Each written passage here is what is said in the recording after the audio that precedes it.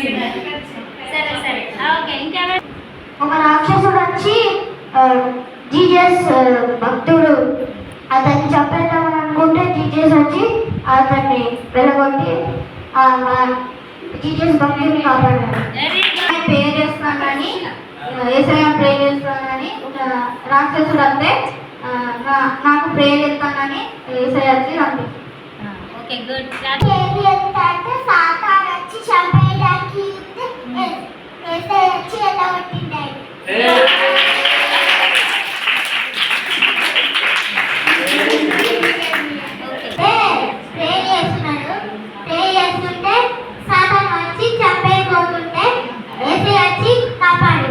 మరి దాని ద్వారా నువ్వేం నేర్చుకున్నావు? నీకేమనిపిస్తుంది? మరి ఇప్పుడు అట్లా జరిగింది కదా, చూసినాక నీకేమనిపిస్తుంది? ఓకే కూర్చో. ప్రే చేసుకుంటుంటే సైతాన్ వచ్చి చంపేయబోతుంటే ఎప్పుడు మన హార్ట్లో ప్లేస్ చేయాలని నేను కోరుకుంటున్నాను. సాతాను ఏసయ్య వెళ్ళగొట్టింది. దీని ద్వారా ఏం నేర్చుకుంటున్నావు? Very good. క్లాప్స్ చేయండి. ఏసయ్యని ఎప్పుడూ తన హార్ట్లో ఉంచుకుంటాడంట. ఆ పాఠం నేర్చుకున్నాడు. ఓకే. ప్రేర్ చేసుకుంటే సాతాను జీసస్కి ప్రేర్ చేసుకున్నాడని వచ్చి ఆయన చంపేయబోతుంటే జీసస్ వచ్చి ఆయన వెళ్ళగొడుతుంది. మరి నువ్వేం నేర్చుకున్నావు? దేవుడు ఎప్పుడు మన తోడు ఉంటాడు. Very good. క్లాప్స్ చేయండి. ఒకటైనా ప్రేర్ చేస్తుంటే ఆ రాక్షసుడు చంపైపోతాంటే రాక్షసుడే నమ్ముకోవాలని చంపేటికి చూశాడు. చంపైపోతుంటే దానికే ఒప్పుకోవాలని జీసస్ని ఒప్పుకోవద్దని చంపని కలిసి అప్పుడు వేసే ప్రేర్ చేస్తుంటే కొట్టంటే కాపాడు. కొట్టి కాపాడింది. ఓకే కొట్టి కాపాడింది. ఒక అతను ప్రేర్ చేస్తుంటే సాతాను వచ్చి ఆయనని చంపబోతుంది. అప్పుడు ఏసయ్య వచ్చి అతన్ని కాపాడాడు, తిట్టి కాపాడాడు. ముందుకు రా కొంచెం. మీరు సీనియర్స్ ఎవరు లేకపోతే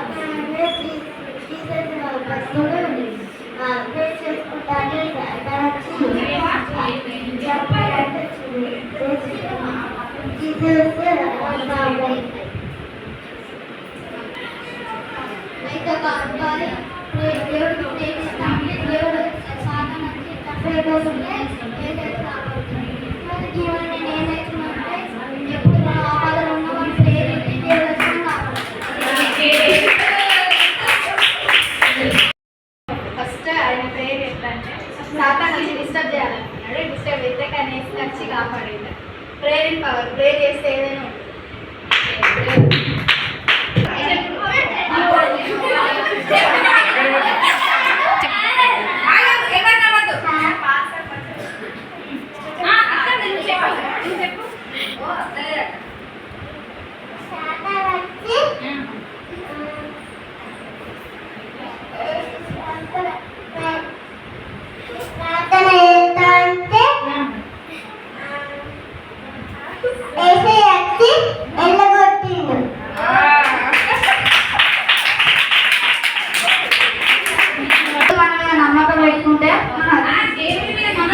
దేవుడి మీద మనం నమ్మకం పెట్టుకుంటే దేవుడు మన వెనకాల ఎప్పుడు ఉంటాడు.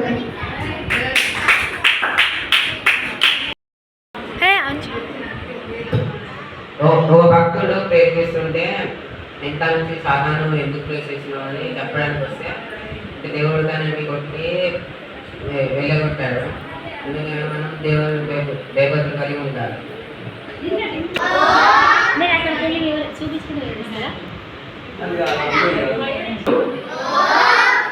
చెప్పండి మాటలు జాగ్రత్తగా వినాలి. ఇక్కడ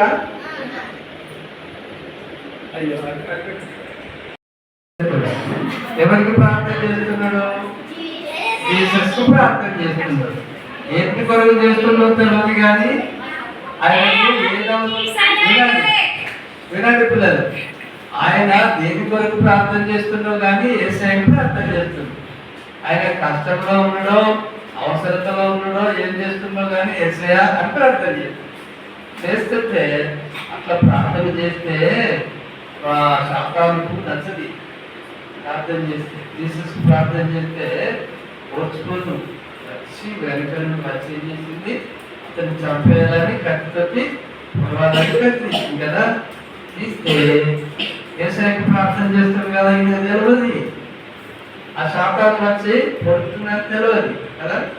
కానీ యేసయ్య వెనక నుండి వచ్చి ఆ శాతాన్ని ఏం చేసిండు, కొరడతో పెట్టి వెళ్ళబెట్టిండు, భక్తుని కాపాడు. ఇది చూసినాం కదా మనం ఏం నేర్చుకున్నాం దీంట్లో. మనం ఏ పరిస్థితుల్లోనైనా ఎవరికి ప్రార్థన చేయాలి, ఏ అవసరం. నిన్న ఒక మరి అన్న ప్రార్థన చేసింది కదా, ఎవరికి ప్రార్థన చేసింది, దేని కొరకు, ఒక కొడుకును నాకు ఇయ్యాలని చేస్తే అని ప్రార్థన చేసిందా. మరి మనకు పిల్లలు ఏ అవసరమైనా యేసయ్యకు ప్రార్థన చేయాలి.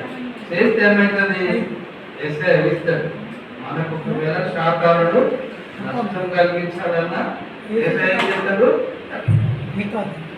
అర్థమైంది కదా. మరి ఇప్పటి నుంచి మనం ఏం చేయాలి, ఏ అవసరం కలిగినా ఎవరికి చెప్పాలి, మనం ఎక్కడ చూసుకోవాలి. బైబుల్ ఉన్నది అక్కడ ఆయన దగ్గర కళ్ళు చూసుకున్నాడా, తెలుసుకున్నాడా, మోకరించిందా, మోకరించి ప్రార్థన చేసి కదా. ప్రార్థిస్తే ఎవరు పక్కన ఉన్నారు, మనం కూడా ప్రార్థన చేస్తే పక్కన ఒక మన బండి ఇంటలేదు నేను గమనిస్తాను. అదే మాట్లాడు. అర్థమైంది కదా పిల్లలు, ఎంతమందికి అర్థమైంది? ఒకసారి నేను చూస్తాను, ఒకసారి నవ్వడ్డాను.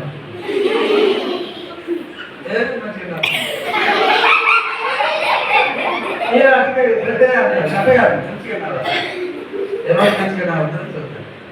నవ్వలేదు ఇవాళ కాల్ పెట్టుకుంటే మీరు ఎవరు కడుపుకోలేదు, కడుక్కోలే కదా. కడుక్కున్న వాళ్ళకి సర్చు పెట్టండి.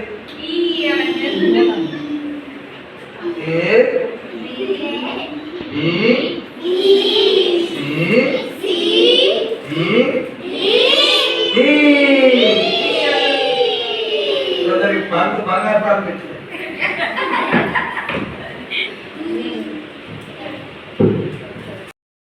ఏమర్థమైందంటే నాకు పవర్ ఆఫ్ ప్రేయర్ అంటే ప్రార్థనలో ఒక శక్తి ఉందన్నట్టు కదా. మనకి ఏమర్థమైంది, ప్రార్థన. ప్రార్థన అంటే ప్రార్థన అనేది ఊరికే కాదు. ప్రార్థన చేస్తే మనకు అందులో మనకు ఏదైనా ప్రాబ్లం ఉన్నా కానీ దేవుడు విడుదల ఇస్తాడు. ఖచ్చితంగా ప్రార్థన అనేది ఒక శక్తి లాంటిదని నాకైతే అర్థమైంది. అక్కడ ఏంటంటే ఆయన ఒక విశ్వాసి ప్రార్థన చేస్తాడు. ఆయన ఏమని ప్రార్థన చేస్తాడో తెలియదు కానీ ఒక సాతాను వచ్చి ఆయనను ఆ ప్రార్థనను అడ్డగించాలని చూసింది కదా. అంటే ఆ ప్రార్థనను ఎట్లా చేస్తావు, ఆ దేవుడికి ఎట్లా ఆ ప్రార్థన చేస్తుంది అని సాతాను వచ్చి ఇట్లా అడ్డం చేయబోతే అప్పుడే దేవుడు వచ్చి ఆ సాతాన్ని ఏం చేసిండు, వెళ్ళగొట్టిండు కదా. అదే విధంగా మన జీవితంలో కూడా ఆ సాతాన్లో అంటే ఎన్ని సమస్యలు వచ్చినా వాటి నుండి దేవుడు మనల్ని కాపాడుతాడు. ఆ సమస్యల్ని దేవుడు మనకు దూరం చేస్తాడని నాకు అర్థమైంది.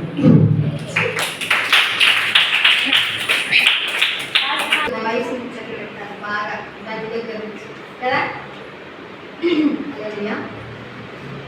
ఇక్కడ నాకైతే ఏమర్థమైందంటే పైన రాసింది కదా పవర్ ఇన్ ప్రేయర్ అని. అక్కడ పక్కనే ఉంది ఎమోజీ ఉంది కదా, ఏంటది అందరికీ తెలుసు, బలం. అంటే ప్రేయర్లా ఆ పవర్ ఉంటుంది అనమాట. అయితే ఆయన ప్రేయర్ చేస్తున్నాడు దేని కొరకు, ఇప్పుడు మీరు ఎగ్జామ్స్ కోసం రిజల్ట్ కోసం వెయిట్ చేస్తారు కదా, అప్పుడు పాస్ అవ్వాలి, ప్రభావ పాస్ అవ్వాలి. ఆయన దేనికోసమో ప్రార్థన చేస్తున్నాడు. ఆయన ప్రార్థన చేస్తున్నప్పుడు సాతానికి ఇష్టం లేదు కదా. సాతాన్ ఏం చేస్తున్నాడు, నువ్వు ప్రేయర్ చేస్తావా అని చెప్పి వెనకాల నుంచి చంపేయడానికి ఒక కత్తి తీసుకొని వచ్చిండు. వచ్చినప్పుడు ఆయన చేస్తున్నది ప్రేయర్ కదా. ప్రేయర్ ఏముంది, శక్తి, పవర్ ఉంది. పవర్ ఉంది కాబట్టి అది ఎవరిచ్చింది? యేసయ్య. అందుకే దేవుడు ఆయన ప్రార్థన చేసినప్పుడు పక్కనే ఉన్నాడు కాబట్టి ఆయనకి ఎలాంటి ఆపద వచ్చినా కూడా దేవుడు అక్కడ ఆ ఖాతాన్ని కొట్టి పంపించేసిండు కదా. మనం కూడా రెగ్యులర్గా మనం ప్రేయర్ చేసుకుంటే దేవుడు మన పక్కనే ఉంటాడు. అది రిజల్ట్ కోసమే కావచ్చు, ఏదైనా కావచ్చు. మనం డైలీ ఏం చేయాలి? అట్లా మోకరించి బైబిల్ పట్టుకొని ప్రార్థన మనం చేస్తే ఏసే మన పక్కన ఉంటాడు. మనకు ఖాతాను ఎవ్వరు వచ్చినా కూడా దేవుడు ఏం చేస్తాడు? మనల్ని కాపాడతాడు. That is power in prayer. Thank you.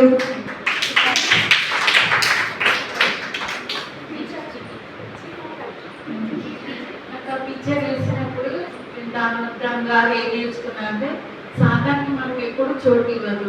మనం ఎప్పుడైనా దానిలో ప్రార్థన దినములకు 3 సార్లు ప్రార్థన చేసిండు. మీకు కూడా అలా ప్రార్థన చేయాలి, ప్రార్థనకు రావాలి అని నేర్చుకున్నాను.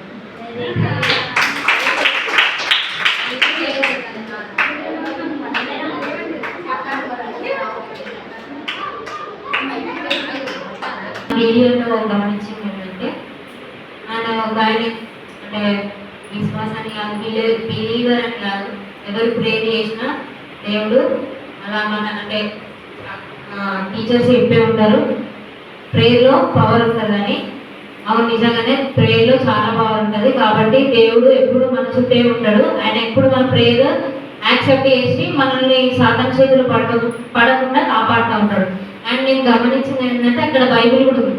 బైబిల్లో ఏమని ఉందంటే వాక్యం అనేది ఆత్మగడ్డం అని ఉందన్నమాట. అయితే ఆ బైబిల్ చూసినప్పుడు నాకు అదే గుర్తొచ్చింది. సాధారణంగా అట్లా పరమేశ్వరుడు దేవుడు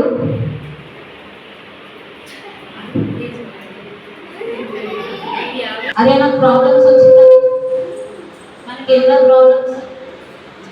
మనకి ఎన్నో ప్రాబ్లమ్స్ వచ్చినాయని మనము వెంట తిరిగి చూడొద్దు. ఒకవేళ చూసినాం అనుకో సాతాను నిజంగా మనల్ని ఏం చేసినా చేయొచ్చు.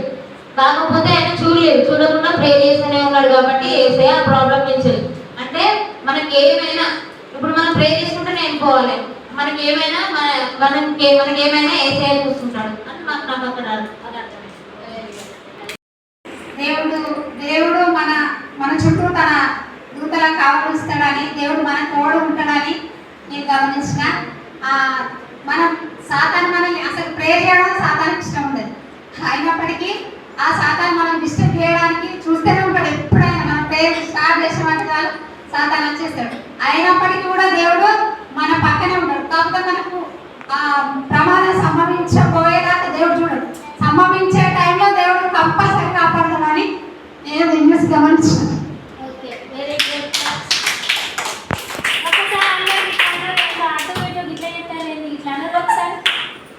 ఓకే, బలం ఉన్నదా? ఇట్లా పెట్టుకోండి. ఇప్పుడు దీని ద్వారా నాకేం అర్థమైందంటే మనం ప్రార్థనలో ఉన్నప్పుడు సాతానుడు ఏ విధంగా పడగొట్టాలని చూస్తూ ఉన్నాడు. అది ఏ విధమైన చదవచ్చు. మనం ఎక్కువ శాతం బైబిల్ పక్కన పెట్టుకుంటాం, ఫోన్ పక్కన పెట్టుకుంటాము.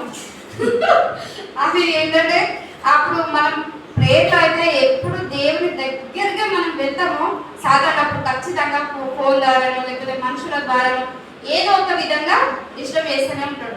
అయినా కూడా మనం డిస్టర్బ్ కాకుండా దేవాను నాకు స్పష్టత ఇచ్చేదాకా నేను ఇక్కడ నుండి లేవను అని మనము బలంగా ప్రార్థనలో మోకరించినట్టయితే దేవుడు మనం ఏంటంటుంటాడు. మనకి ఎన్ని డిస్టర్బెన్స్ వచ్చినా దేవుడు మనకు తోడుగా ఉండి అన్నింటిని దూరం చేస్తాడు. నేను దీని ద్వారా ఓకే, క్లాస్. ప్రేయర్ చేస్తే ఎప్పుడు ఏ సాతానో మనం ఏం చేయలేదు. Very good. ప్రే చేయదని చెప్పారు. శాస్త్రాన్ని పొడవడానికి వచ్చింది ఏసే వచ్చి కాపాడండి. అందుకే మనం ప్రే చేస్తే ఏసేపు మేము పక్కనే ఉన్నాం. మనం కూడా రోజు ప్రేయర్ చేసుకోవాలి. అట్లా ప్రేయర్ చేసుకుంటే మనకు ఏ ఆపద రాకుండా దేవుడు అట్లా ఆయనను కాపాడినట్టు మనం కూడా కాపాడు. Very good. అయితే నేను ఈ వీడియో చూసినప్పుడు నేనేమనుకుంటున్నా అంటే ఇది నేనే, ఇక్కడ ఎవరున్నారో నేనే ప్రార్థన చేస్తా ఉన్నాను. చేస్తా ఉన్నప్పుడు సాతాను నా వెనక ఏం చేస్తాడు? అలా లిసన్ హియర్.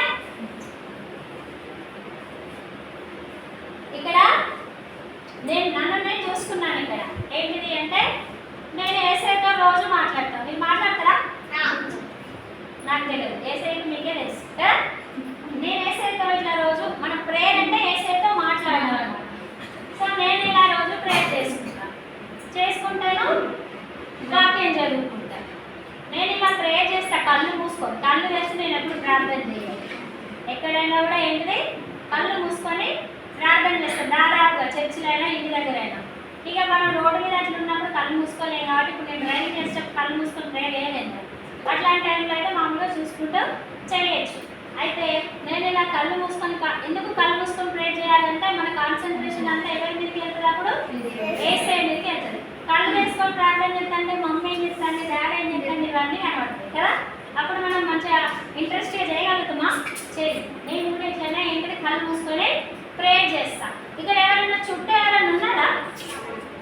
ఎవరు లేరు కదా. ఆయన ఒంటరిగా చేస్తున్నాడు. అంటే మనం అట్లా ఏకాంత ప్రదేశంలో ప్రార్థన చేయాలి. అంటే మనం ఏసైతో గడపాలనుకున్నప్పుడు ముగ్గురు ఉంటారు. ఎవరు అంటే మనము, అంటే నేను చెప్తున్నాను, నేను, ఏసయ్య, సాతాను కూడా ఉంటుంది అక్కడే. ఆ రూమ్లో ఎవరెవరు ఉంటారు? ముగ్గురు ఉంటారు. ఎవరు? ప్రేయర్ చేసే నేను, ఇటు పక్క సాతాను, ఇటు పక్క ఏసయ్య. కానీ సాతాను స్టార్టింగ్ ఉంటుంది అంతే. ఇక ప్రేయర్ స్టార్ట్ చేసేతోనే ఉంటుంది. ఉండి ఏం చేస్తుంది? డిస్టర్బ్ చేయడమా, మనకి ఏదో ఒకటి కడుపు నొప్పి లేకుండా ఏదో ఒకటి చేస్తుంది. ఇక ప్రార్థన చేసి మొదలైందంటే ఏదో ఒకటి చేస్తూ ఉంటుంది. అట్లా మనం ఆ సాతాన్ని డిస్టర్బ్ చేయాలనుకున్నప్పుడు లేదా మనల్ని చంపేయాలనుకున్నప్పుడు ఎవరు కాపాడతారు?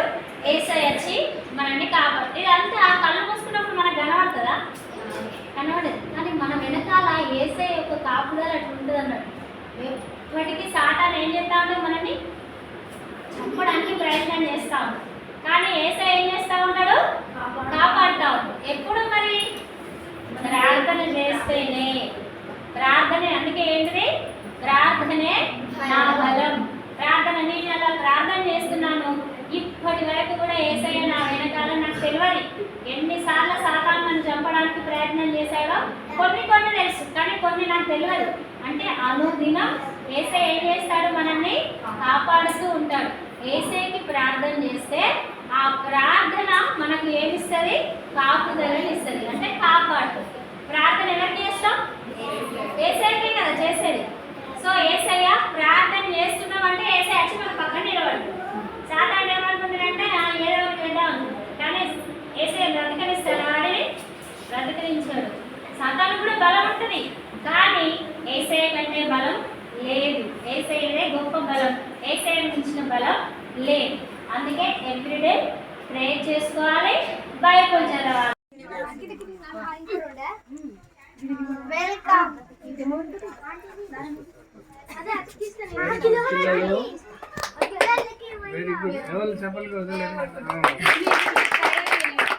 ఓకేనా? అట్లాగే ఉండండి. రెండు వేయండి అట్లా.